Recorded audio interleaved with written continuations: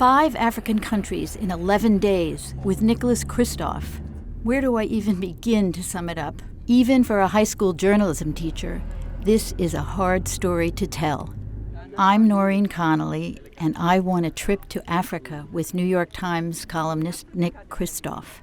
We also traveled with the other trip winner, Somya Dave, who's a medical student. I could start at the beginning of our trip. We met pro-democracy protesters in Morocco. There's one wearing a Che Guevara t-shirt. Or I could focus on my interview in Mauritania with a chain-smoking, debonair writer who brought us up to speed on Al-Qaeda in West Africa. Even the mill in Mauritania that fortifies its flour with iron and zinc, a simple move that saves countless lives, makes for a great story. I guess those all seem too obvious to me. As a mother with 3 grown children, I think I'll start with mothers and children. We visited the malnutrition ward at a hospital in rural Niger. We saw some heartbreaking cases, like Alu Muhammad, who is at risk of going blind from lack of vitamin A and is just getting over measles. His grandmother had to hold down his left arm so he wouldn't pull out his IV. Assuming that he can be treated and recover from the malnutrition, is he going to be able to see? Yes, because he's not gotten to the advanced stage of paratomalacia, which would be actually the corneal scarring. It's a time-sensitive thing, though. It's time-sensitive.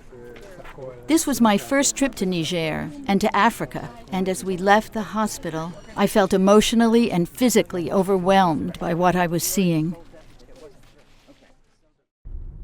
The next morning, we took a long drive along muddy roads to a small village. We were there to visit an integrated health center that was supporting exclusive breastfeeding for the first 6 months of a baby's life. The mood was noticeably more upbeat than the night before, and it was obvious by the mother's happiness and the health of their babies that the lessons were getting through. Nick interviewed a woman who has lost half of her children to different maladies. Hawa here personifies the health statistics in Niger. She has had 12 children. 6 of them died. This is the 12th, and for the first time, she is practicing exclusive breastfeeding with the 12th because she has found out about this through the clinic. With the previous children, she would give them water when they seemed thirsty, and the water sometimes apparently came from sources that were not sanitary and that may have contributed in some cases to their deaths. Now she is not giving any water at all. So a sign of a certain amount of progress here. Along the way, we did take some time out for the classic Africa photo ops. It's an amazing landscape I'll never forget. My report from Africa would not be complete without singing and dancing. And luckily, our last country, Burkina Faso, had a little of both. This village that we visited also had a robust community garden that provides nutritious vegetables to the local children. This is fascinating to me because I run a garden with my students in Newark, New Jersey for almost exactly the same reasons.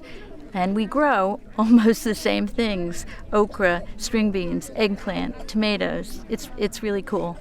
I'm already looking forward to my return to Africa and seeing more positive changes in this fascinating part of the world. This is Noreen Connolly for the New York Times, reporting from eastern Burkina Faso.